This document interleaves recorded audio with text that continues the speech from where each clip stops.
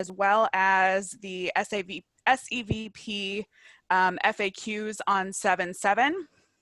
Some of which did have some conflicting information, and we're awaiting yet another update, hopefully very soon. We understand this is super frustrating, and honestly, we may not be able to give you some definitive answers today, and some of the things that we do discuss today may change, so keep that in mind. This particular session is for continuing students, so that's going to impact the focus of the information that we discussed today.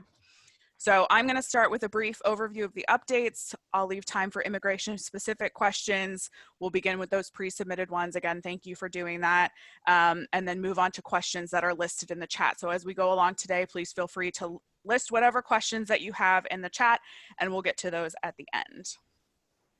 Keep in mind, we have approximately 1 hour for today's session, and that may or may not be enough. So we'll have to see how things go if we need to schedule other sessions later. So. All right, as you're aware, SEVP requires that international students are enrolled full-time during the academic year. So that's normally 12 credit hours for undergraduate students, 8 credit hours for graduate students, 12 credit hours for those with a fellowship, and typically no more than 3 credit hours of online coursework can count towards those full-time enrollment numbers. So exceptions were made for the spring and summer semesters, because basically every institution of higher education had to shut down due to COVID-19. So everybody transitioned to online teaching and learning, and the government recognized that and allowed an exception to those limits on online coursework. However, earlier this summer, SEVP said that spring and summer rules would no longer be adhered to, and that they were going to release some new guidance for autumn 2020, which is what dropped on Monday. So the main points of this new guidance: schools have to report to SEVP what their operational plan for the mode of instruction will be for fall. So are they going to be completely online? Are they going to be in person? Are they going to be hybrid? Ohio State is adopting a hybrid method for fall 2020. This means that continuing students are permitted to exceed the normal online class limits, but are not permitted to take a completely online course load in the US. So you cannot have a completely online course load. You have to have at least something in person. We're recommending that you take as close to those required in-person requirements, or hybrid. In-person and hybrid are, we'll use those interchangeably. That's the same for immigration purposes. We're recommending that you take as close to those required in-person requirements as possible, 9 in-person or hybrid for undergrads, 5 in-person or hybrid for grads. In case the mode of instruction changes some point, you have a professor that gets sick, something happens, something changes, they just decide to change it. You cannot have a completely online schedule and remain in the United States for autumn 2020. So again, you have to have something in person. But again, just to hopefully put you in the safest, best position, try and stay as close to those in-person or hybrid class numbers as you can. Again, hybrid is the equivalent of in-person for immigration hours. You can have in-person or hybrid. Distance enhanced and distance learning are counted as online. So you can check and see how your classes are coded in SIS. So if you're planning to resume hybrid or in-person classes at Ohio State for this fall, is there anything special that you need to do?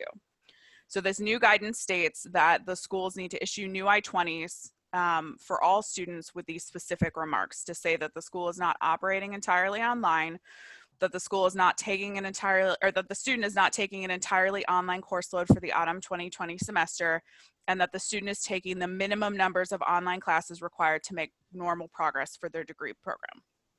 So as you're all aware, we have a lot of international students at Ohio State, so that would require a lot of new I-20s. And so we're working on developing the best way to get those to you. We're asking that if you're traveling within the next week or so, please reach out to OIA and we'll work with you to get that new I-20 to you as soon as possible.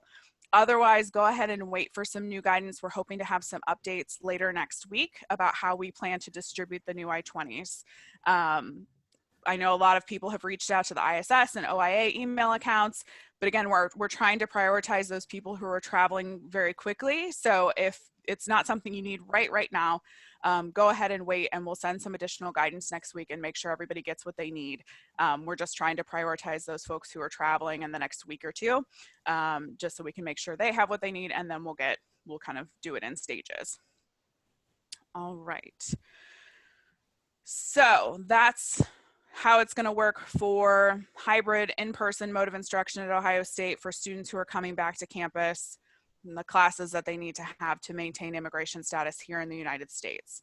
So what happens if the university has to shut down again and then everything reverts back to online instruction? So obviously, Ohio State's top priority is the health and safety of our students, faculty, and staff.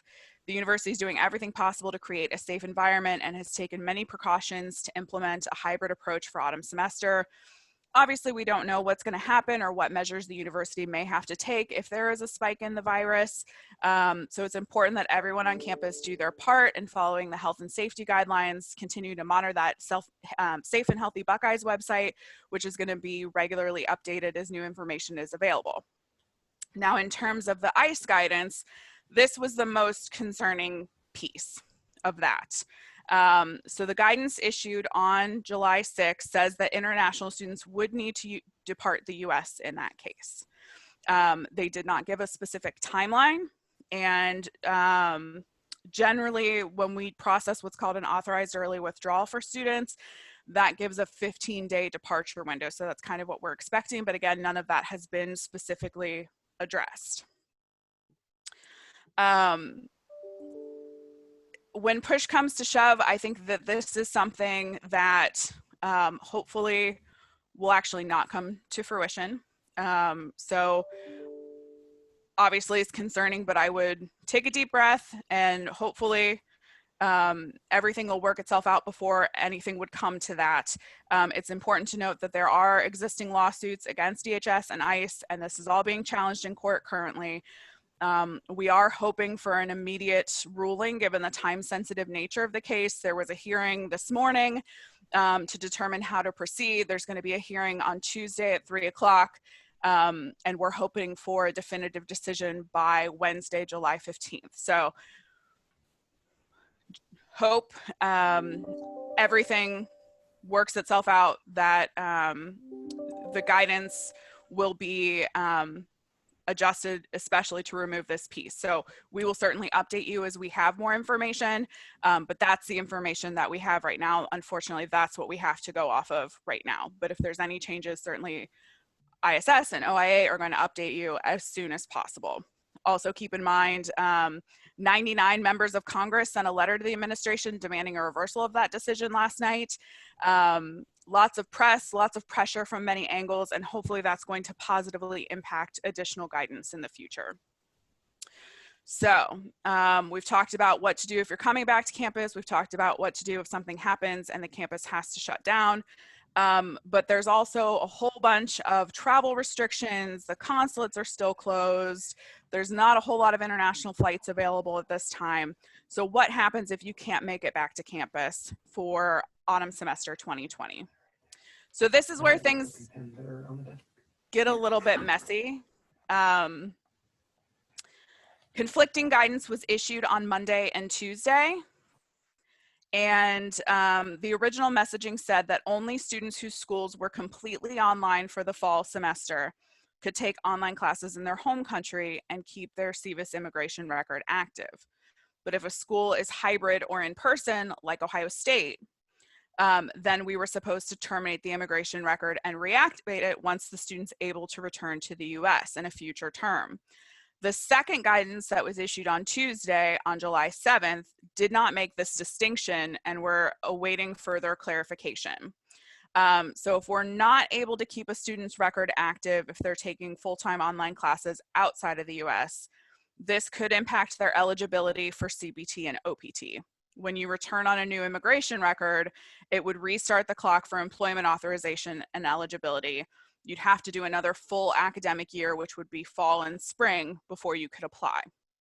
So those are just some things to keep in mind. Again, we don't have a definitive answer on that. We're hoping we'll get some clearer guidance next week. And certainly once we do get that, we will update you as soon as possible. So if you're thinking you're not going to be able to make it back for fall semester, and you want to take online classes in your home country, you're certainly able to do that. It's just a matter of how we need to handle your immigration record. So I would hold off on making any definitive decisions until we have additional guidance that hopefully is coming within the next week. Okay. So I see we're getting lots of questions in the chat, which is good. We'll start our Q&A. I'll turn it over to Caroline to answer some of the academic related questions, and then on to Jennifer to answer some of the pre-submitted immigration questions, and then we'll open it up to the questions that you have in the chat. Okay, thank you guys. Sure. So I can go through some of the questions that were submitted in advance. The first one was, what if I am here in the US, but all of my classes have been switched to online? So we know that that has happened to some of you. You have a couple of options. One would be to try to work with your academic advisor to add on something in person or hybrid. As long as you have at least one class that is in person, you could maintain status. So that is one option. If you don't want to do that, and if you're able to return to your home country, that would be the other option. If you're in, depart or add something that is in person. So that was the first question. The second one is, am I permitted to take online classes outside of the US, whether or not I have an active CBIS record? So you can take online classes outside the US. If you're enrolled all online, we would not be able to leave your immigration record active again. So in that case, we would have to terminate your record for authorized early withdrawal. So in that case, it says, if I have an active CBIS record, yeah, so if you have an active record right now, we would not be able to leave that record if you're just in online classes outside the US. The next question was, if a student is in a high risk or protected category and is unable to attend in-person courses, what should we advise them to do? So I would say if someone has a medical condition that really necessitates them not going to in-person classes, we would probably want to work with that student on a medical reduced course load. So if you are in that category, reach out to us. You can email us and we can give you instructions on filling out the medical documentation for an exemption. That's probably the best place to start with that. And the last question was, I guess for people returning to campus, do I need to quarantine for 14 days when I return to campus? My understanding is yes. Megan, I don't know if you want to elaborate on that a little bit. Sure. As of right now, the university is taking steps to help students in that process, whether they're living on campus or off campus. Obviously, if you're living on campus, it's going to be a little bit more of a controlled situation, but we will have additional guidance if it does come down to a mandatory 14-day quarantine. And like Amanda said, this is all information that is current as of today. All right, I believe those were all of the academic related questions that were submitted in advance. I can take more later after we've gone through some of the other categories. Okay, Jennifer, you want to start with the immigration ones? Yes, so I'm going to go over the immigration questions that we received here. So the first question is this: can you change the program start date on my I-20 so that I can get an earlier emergency visa appointment? And the answer to that question is no, as program start dates are driven by the academic calendar and reported to the US government, so they have to match. The second question is this: how late can I arrive for the fall semester? So you must be enrolled full-time within the first 30 days of the semester. And the fall semester begins August 25th. So we typically do not allow undergrads to arrive more than 1 week late. So make sure that you communicate any travel difficulties or late arrival plans with your professors and departments. The third question is this: What should I do if I decide that I want to remain in my home country and do not plan to enroll for classes at all for the next semester, or I want to take a gap year? So you will need to complete an authorized early withdrawal form on our website before September 8th. This would allow us to terminate your immigration record for a neutral reason that will not negatively affect your visa future applications. Whenever you're ready to return to campus, you would have to notify OIA 2 to 3 months in advance so that we can process new immigration documents for you. You will need to pay a new SIVIS fee of $350 and apply for a new F1 visa. That is if your current visa is expired. And also you would need to complete an immigration check-in with OIA whenever you return to campus. Okay. So the next question is this: what is the 5-month rule and how does that impact me? So the 5-month rule refers to the termination of a student's record in SIVIS based on the student being away from classes or outside of the US for more than 5 months. This rule was suspended during the spring and summer semesters due to COVID-19. However, since in-person/hybrid classes will resume for fall 2020, the 5-month rule will be reinstated at the end of the summer term, which is August 9th. Since spring semester will not begin until Jan 11th of next year, which is outside of the 5-month window, students would need to get a new SIVIS record in order to return to the US. Okay. The next question: will I lose my immigration status when classes go online after Thanksgiving break? And the answer is no. So students will be able to remain active in SIVIS when courses move online after Thanksgiving break.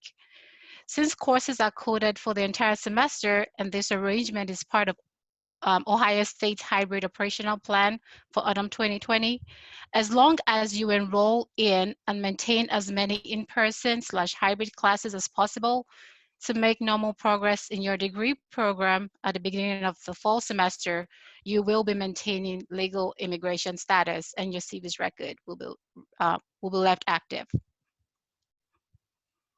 Okay, the next question is, does any of this guidance impact students who are currently in OPT or STEM? No, because this guidance is regarding enrollment. And those are all the questions that I have. All right, so we'll turn it over to Megan. Do you want to start talking about the questions from the chat? Sure. There's been a lot of questions associated with the term ICE, SEVP. One question asked about USCIS. Would you mind clarifying the different agencies in the government with some of the terms that are often used? Absolutely. So SEVP is the Student and Exchange Visitor Program that administers SIVIS, the Student and Exchange Visitor Information System, which is how we make your I-20s and how we report to the government that everybody's here and enrolled full-time and maintaining their immigration status. USCIS is U.S. Citizenship and Immigration Services. That's more of the benefit side of the house. So when you're applying for a change of status, you're applying for OPT, all of that information goes through USCIS. ICE is part of the Department of Homeland Security, which SEV, so it's like DHS, ICE, SEVP, if you kind of do the tier system. But ICE is Immigrations and Customs Enforcement, SEVP is part of that, and so when that guidance comes from ICE, that's part of, that trickles down to SEVP. Thank you. One of the questions asks, what if I choose not to depart? That's a good question. So at this point, based on the guidance that we have, you know, you would not have a legal immigration status. And so that's never a good position to be in. Again, we're hopeful that things will change in the next week, but based on the guidance that we have now, it could cause you future immigration complications if you choose to, you know, apply for another visa at some point. If you go to apply for future immigration benefits down the line, you have to be in status to change status. So if you're currently out of status, that obviously would create future difficulties. Thank you. If I took, and this is coming from a student who's preparing to graduate in autumn 2020, Can a student take a full online course load in their home country? And what are the implications if they choose to do that and still graduate in autumn 2020? So you could do that. It is possible to graduate from home taking an all online course load, but we would have to terminate the immigration record at that point. So you would not be able to then return to the US to apply for OPT and work in the US after graduation. As it relates to students who are graduating, historically students have been able to apply for a reduced course load in their final term. How does this new set of guidance affect students who are graduating in autumn and it being their final term? Yep, that's a very good question. So you're still able to process an academic reduced course load or a reduced course load for a final term.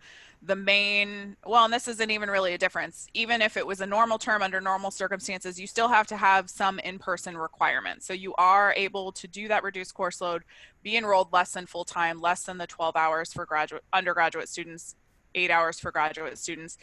When you complete that paperwork, you just need to make sure that you still have some sort of in-person component. If the record is terminated, how does that affect a visa status, or we'll say the immigration status versus the visa? Right, so a visa is a permit that allows you to come to a US port of entry and ask to be admitted. Once you're here, you have an immigration status. So when we talk about terminating your immigration record, that's going to end your legal immigration status in the US. Your visa may still be valid. If your visa is valid until 2025 and we terminate your immigration record and you go home, when you apply for a new immigration record and your visa is still valid until 2025, you could still use that visa to re-enter the US. So what we're concerned about right now is your status. Thank you. There are some questions about alternatives to taking classes in the United States for students who might not be able to get here. Questions have come up related to partner institutions or physically in a student's home country. Would those classes be able to transfer to Ohio State? And what are some of the other complications that might surround students taking classes in their home country? So as of right now, Ohio State does not have any relationships with partner institutions that would actually be transcribed as Ohio State credit. So we don't have any partner schools where you could attend abroad and have that count as your full-time enrollment here. It is possible that you could take classes at a university in your home country and try to get those transferred back, but that would not allow you to maintain your active F1 record here, and you would want to work closely with your academic advisor in advance on making sure that the classes you were taking abroad were actually transferable. So I would say be cautious with that option, but you can certainly reach out to your academic advisor to see if the plan that you have in mind might work.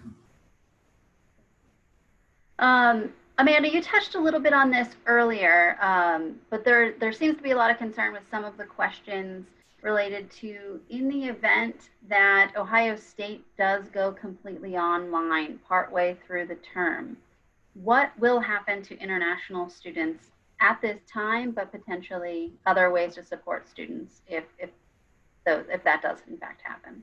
Yeah, so I think we just need to wait and see. Like I said, there's court cases that are going on right now, and we're hoping to have a quick decision on that because SEVP is saying that we have to report our operational plan by July 15th. So the court is saying we need to have a decision on this by July 15th because this is impacting the students, the schools, everybody trying to figure out what plans to make for fall. So as of right now, the guidance says if the school has to shut down unexpectedly in the middle, and I did see a question in there, how does the school shutting down in the middle differ from the school shutting down at Thanksgiving? The school shutting down at Thanksgiving is part of our hybrid operational plan. If it switches in the middle, that's not part of our plan, I guess is their rationale. I'll leave my personal commentary about rationale aside. You know, basically the guidance says if we shut down mid-semester, international students would need to depart the US. Obviously, if that truly was to come to fruition, there would have to be a lot more guidance issued on that. We don't know how long people would have. We don't know anything further than that sentence that they've said. So honestly, I would just wait and see what comes out of that court hearing next week, and hopefully that piece of it goes away. How will the tuition, especially for the non-resident fee, change if we choose to take an all online course load or have 1 or 2 in-person courses?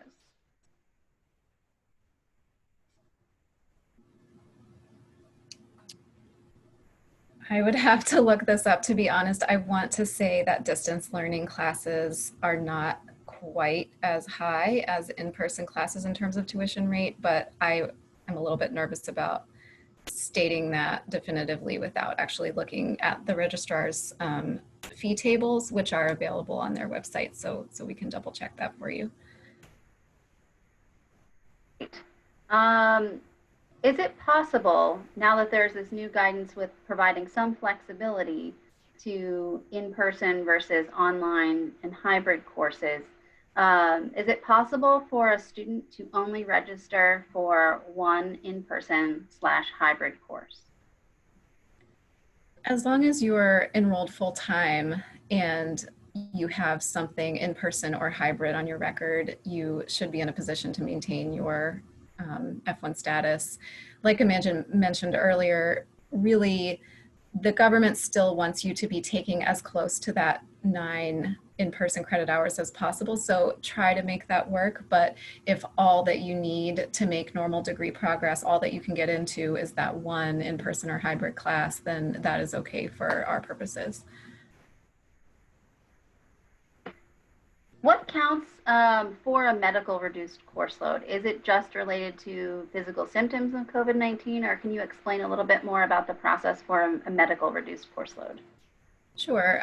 So just in general, if a student has any kind of medical condition, that can be physical health, mental health, anything that prevents them from maintaining a full-time course load or the full-time in-person credit hours, we can look at whether a reduction is possible. So what we would need for that would be a letter from the medical provider, whether it's the doctor or psychologist or any we have on the form exactly who we can accept the letter from, but it would need to state the medical condition that the student has, and it certainly in this case would not just have to be COVID-19 related, the period of time that the doctor is recommending that the student reduce or withdraw from courses, and there's one more piece that needs to be in that letter. Help me out here, Amanda.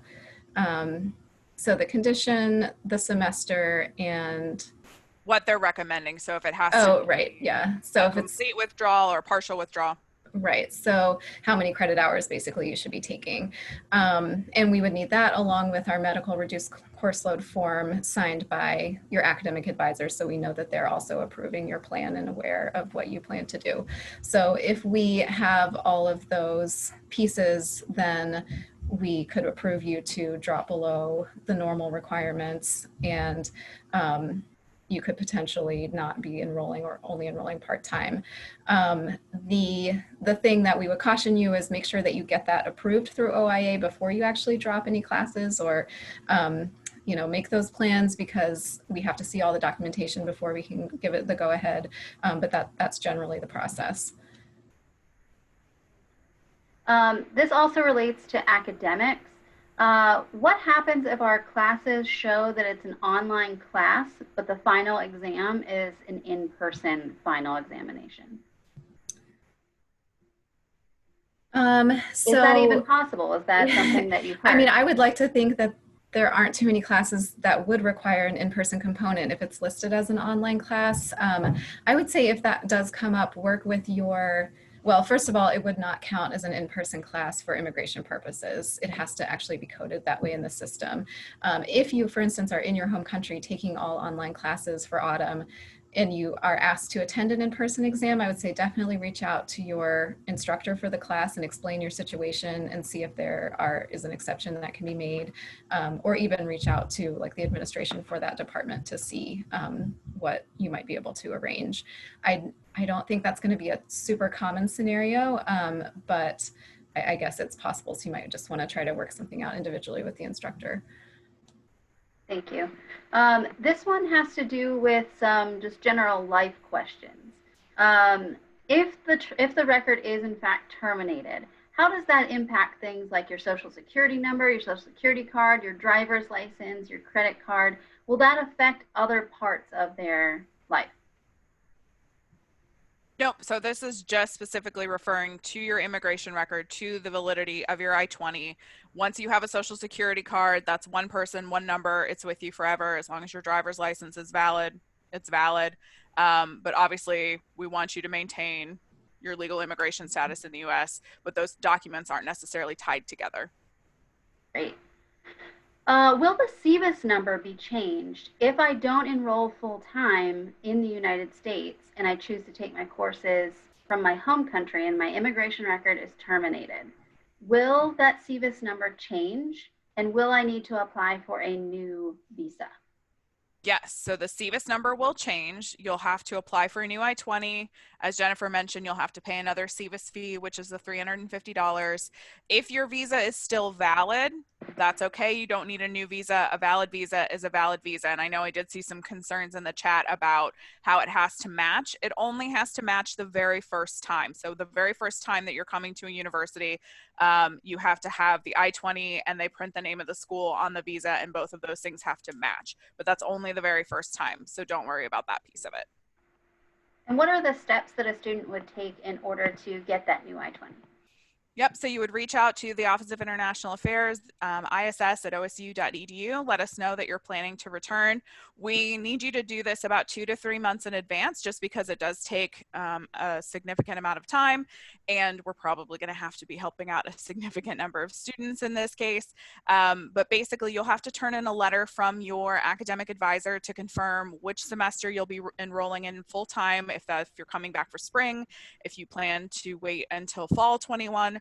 And then how long they expect it'll take you to graduate. So we'll need your expected graduation date. Those two things have to be in the letter from your advisor. And then we need new financial documents.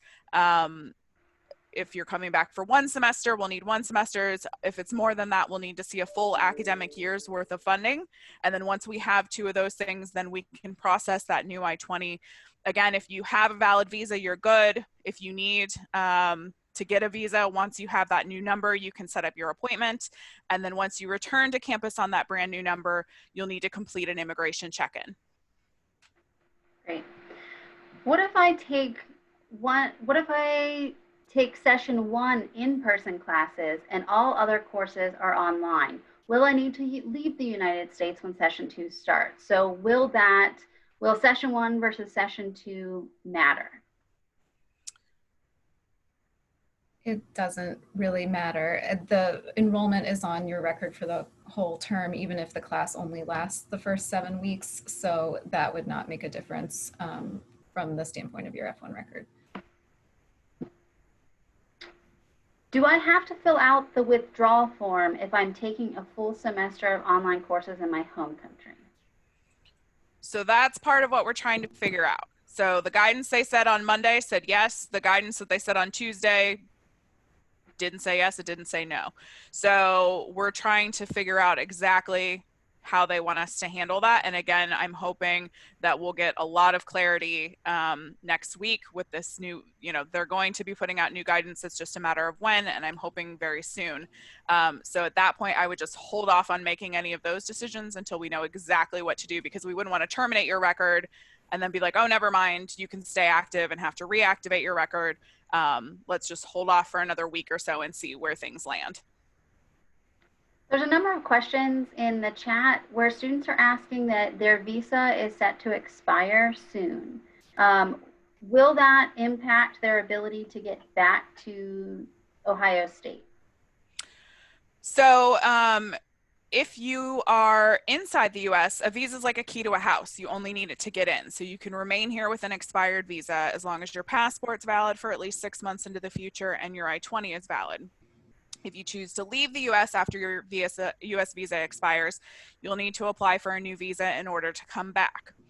if you're currently overseas and you're nearing the expiration date of your visa, as long as you re-enter the US before your current visa expires, you're in good shape. I wouldn't cut it till like the day before, but you can cut it kind of close. But otherwise, if your visa expires, then you have to have a new US visa before you'd be permitted to come back to the US.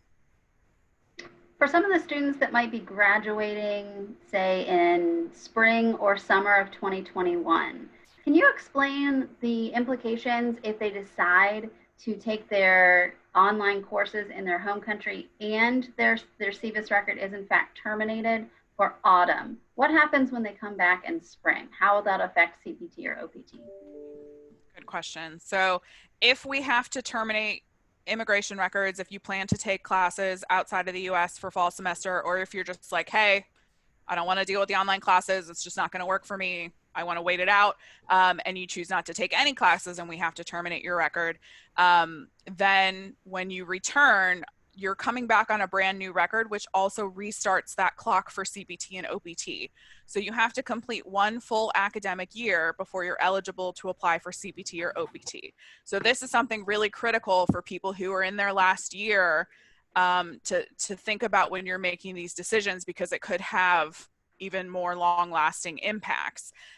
If you only have one semester to finish up when you come back, then you would not be eligible for OPT. So something to consider. And again, once we get that additional guidance, we'll clarify if you're able to take full-time online classes from your home country with an active record or not.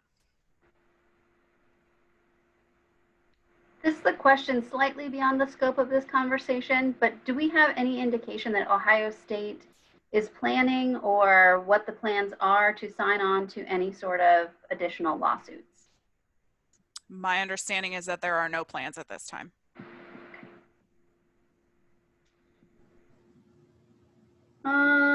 Let's see. These are really great questions. I want to make sure that we have some time to get to ones that maybe aren't as some of the topics that we've already covered. One of the questions touches on whether or not you need to have health insurance during this time and what would be covered by student health insurance if a student is, say, part-time, or if they are enrolled for more virtual or hybrid courses. So my understanding is that as long as they have any sort of in-person enrollment, they will be charged for the health insurance. Okay.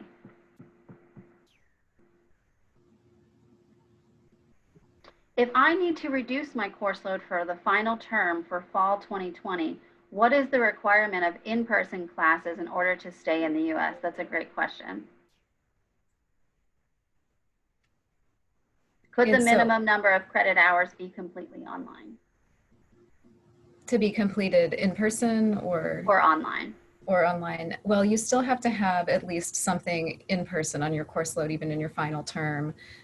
For an undergraduate, there's really no minimum, I don't believe, in order to graduate. You could be even in, a 2 credit hour class and graduate, and we could approve that as long as it was in person. Does that answer the question? Or I think so. We're hoping. You can type it into the chat if not, message me and we'll get some further clarification. If I choose online courses from my home country and my F1 status is terminated, will it be a negative termination, or will it be a positive termination, and will that have to be explained in the long run? Excellent question. So there are a bunch of different termination reasons, and most of them have negative connotations. But in this case, as long as you let us know, and again, once we have further guidance, we're going to figure out how the best way for you to do this is, but you need to let us know, hey, listen, I'm going to stay in the home country. I'm going to take online only classes. And then if we have to terminate your record, as long as you've communicated with us and we know what your plan is, we will be able to terminate it for what's called authorized early withdrawal. So that's a neutral, it's a neutral reason. It's not a negative reason. And it basically just lets us know that you're planning to return to your home country and that you want to come back to the US at a future time. It shouldn't have any negative impacts on any future immigration benefits or any future visa applications. Now, in turn, if we put something out there and say, you need to let us know what you're doing, and you either enroll for all online classes from outside of the US, or you don't enroll at all, and we don't have any communication from you to know what your plans are, we might terminate your record. Obviously, we're going to contact you multiple times, but we might end up terminating your record for failure to enroll, or otherwise failing to maintain status for enrolling in too many online courses, if we don't hear from you. So the important thing is, during this period of time, make sure you're checking your emails, make sure you're checking our website, make sure you're communicating with OIA so we know what your plans are, and so we can handle your immigration record accordingly, so we don't accidentally terminate you for a negative reason. If we had known otherwise, we could have terminated it for a neutral reason. Great. So key point in there, make sure you are reading the updates and reading the emails from OIA. Is it possible that courses could be switched to online after the end of July? That has been what we're told, is that classes should be solidified by the end of July, whether the mode of instruction will be hybrid, in person, online. Is it possible that things could change after that? My understanding is that as long as the entire university does not move online, then after the end of July, things should be fairly stable in your individual schedule. I think it's possible there could be rare exceptions to that, but I believe everything is supposed to be set by, I believe it's July 25th. It is entirely possible that Ohio State could make a determination that it's not safe to have in-person classes anymore if, the virus situation deteriorates, and that would be a difficult situation if everything moved online, because the way that the guidance is written right now, I don't believe international students could maintain enrollment, could maintain F1 status that way. But as long as you are initially enrolled in at least, one in-person credit hour or hybrid credit hour at the start of the semester, then you should be okay. This relates a little bit to that same question, that if the school does switch to an online mode partway through the term, and students are forced to depart, do the credits of those classes still count towards their academic record? As long as you are staying enrolled in them, yes, it would still count. As long as you actually complete the course online, then you would still receive credit for it. And I think this is one really important distinction, because I've seen a couple of other things come through the chat. So what we're talking about is your immigration record. And if we have to end up terminating your immigration record, that doesn't have anything to do with your academic record. So what we do to your immigration record is not going to have a negative impact on your academic record. They're two separate things. Can you talk a little bit more about some of the support services, including immigration, that are going to help students navigate this process, because Ohio State isn't necessarily taking legal action on this? So, I mean, we have Zoom appointments every day, 1 to 4 p.m. We are trying to keep on top of this as best we can, update the frequently asked questions, update our website. I know you guys are getting bombarded with emails, but we're going to email you with the really important stuff. And please let us know if you have questions. Reach out to us, phone, email, schedule an appointment. We are getting tons and tons of questions, so we're doing our best to respond as quickly as possible. But please do know we are here to support you. Let us know what you need. Let us know if you have ideas, and we're very happy to help you. A couple students have asked about quarantines and 14 days and actually making it into the United States with some of the restrictions that have been placed on certain countries. Some of the questions are asking about, could you stay in a third-party country for 14 days and then make an attempt to enter the United States? Is that recommended, and what are the risks associated with it? So I'm not going to recommend it per se, but we can talk through this. So basically, it is going to be extremely difficult if you are from China, Europe and the Schengen region, the UK, Ireland, Iran, or Brazil to make it here in the fall, because there are travel restrictions in place due to COVID-19. we have no idea at this point when those travel restrictions are going to be lifted. So one thing that I've heard a lot of students say that they're considering is going to maybe another country that doesn't have restrictions, wait out the 14-day quarantine there, and then try to re-enter the US. Is that possible? Sure. You need to make sure whether or not wherever you're from, if you need a visa to get into that third country, you need to know what kind of COVID restrictions they have there, because things are all a little bit different now. Why we won't go as far as to recommend this option. I mean, things are changing so rapidly, and anything can happen at any time. So if you go to country X and 10 days into your 14-day quarantine, there is a restriction placed on country X, then what do you do? So it's something to really think about. You know, obviously do what's best for you, but just keep in mind that things are evolving extremely quickly, and we don't really have any control over that. We don't know where the next hotspots are going to be. We don't know how it's going to be handled. So kind of have a plan A, B, and C if you choose that route. I know we're running short on time, so we'll just take a couple more questions. If a student does to take a fully online course load in their home country, do they have a minimum number of credit hours that they must take?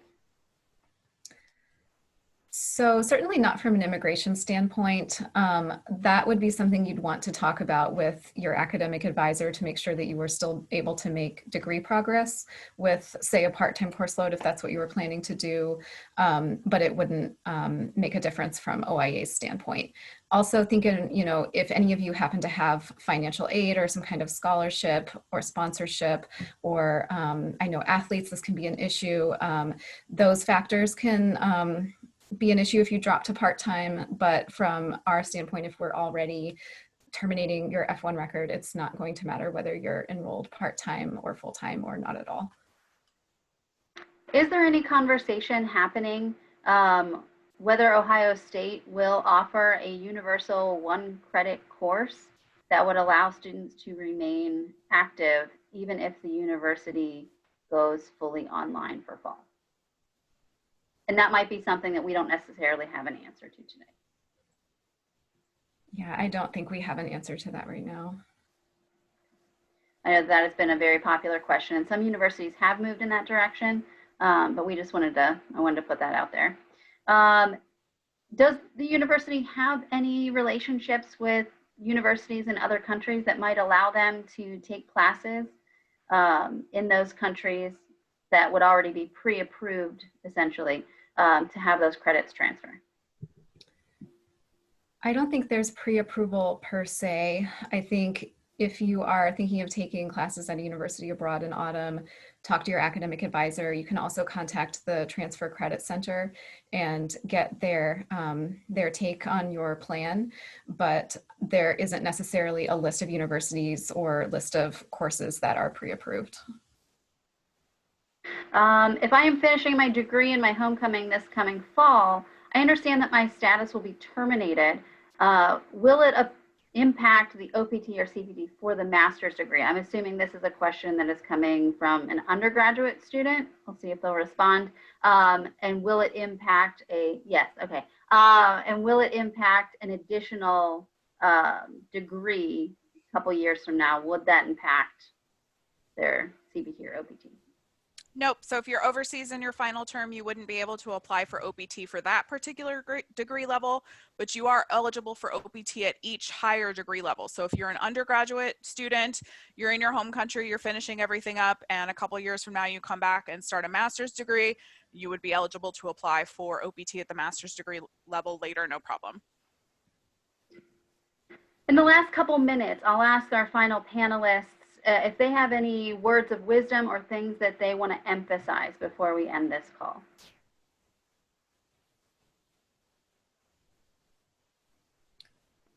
I would just recommend that you stay in good communication with us about your plans, particularly if you have any questions or concerns, or if you're not sure if what you plan to do is going to work out, just send us an email and we can try to work it through with you individually. I would also mention that if you have concerns about taking an all online course load just from an academic standpoint, there are some good resources out there. The Dennis Learning Center has some good guidance on their website about being a successful online learner. The Office of Distance Education and e-learning also has some really good resources on their website. So if maybe it was a little tricky for you in spring or summer being all online, definitely check those out. Yep, I agree with Caroline. You know, we are going to get the information out to you as quickly as we can. We're continuing to update those FAQs. We will continue to message you, so make sure you're checking your email just to stay in touch as closely as you can, and then let us know what your plans are. Like I said, we may end up terminating you for a negative reason if we don't know what your plans are. So keep in touch and know that we're here to support you. Know that we understand your frustration. We understand your disappointment. We understand how disruptive that this is. Even if it goes away next week, it's extremely disruptive and concerning. And we get that, and we're here to help you, and we're here to support you, and let us know how we can do that.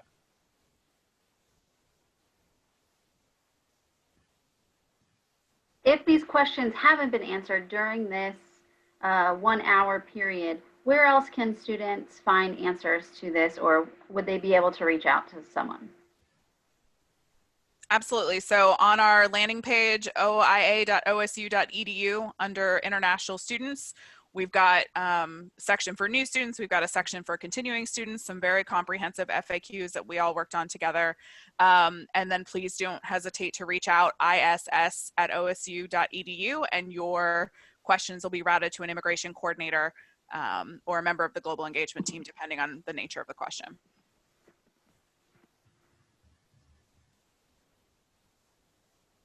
Okay, Amanda, any closing thoughts? Thank you so much for joining us. Please keep in touch. Please let us know if you have other questions, and if something like this is helpful. We will continue to do more. If we get good updates next week, we'll do another one. But thanks for joining us. We appreciate you guys. Thanks.